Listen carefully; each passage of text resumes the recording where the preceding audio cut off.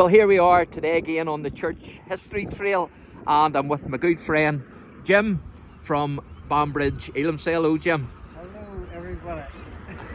And so we're here at CARRICKFERGUS, and as you can see St Nicholas Church there in the background. I'll just zoom in on that to let you see that. And also you can see the castle here as well. And of course the castle is a magnificent sight.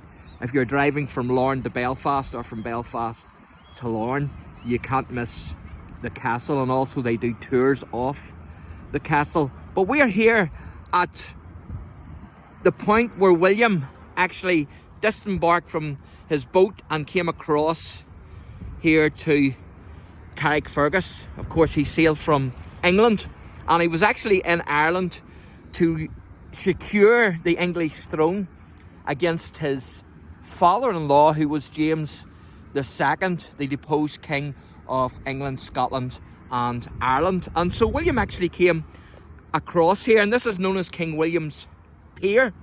But also down at the bottom here is the stone that actually William stood upon, and it is actually known as King William's Stone.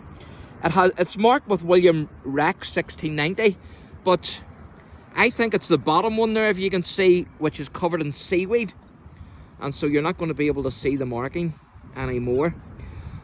But this is where William actually came off the boat to CARRICKFERGUS Castle. And of course the whole of CARRICKFERGUS Loch, or which is now Belfast Loch, would have been full with ships and also boats.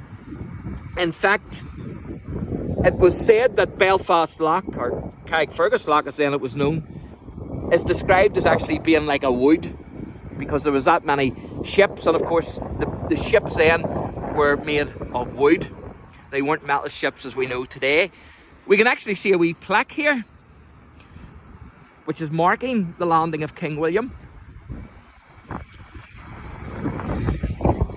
And as you can see there, it says to commemorate the landing of King William III at this pier on the 14th of June 1690.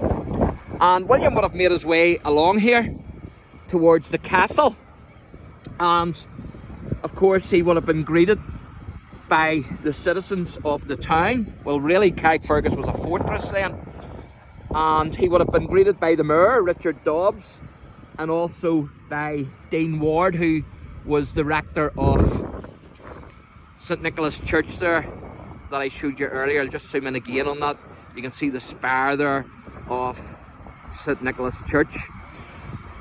And so of course then William made his way then to the castle. William was actually only about half an hour in CARRICKFERGUS, and of course the stories of ran rampant.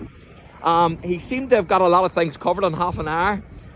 He was meant to have visited supposedly St Nicholas Church, and actually sat in one of the chairs and had service as well in the church. But whether that is true or not, there's no evidence of that.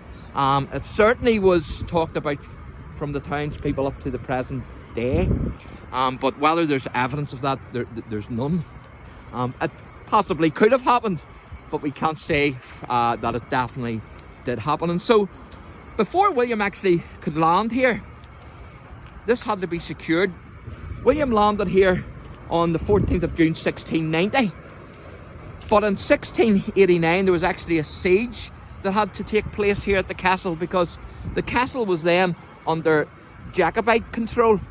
And so General Schomberg, who was sent here by William, he had to lay siege to the castle. And so that's what we're going to look at in the next wee video, the siege of the castle.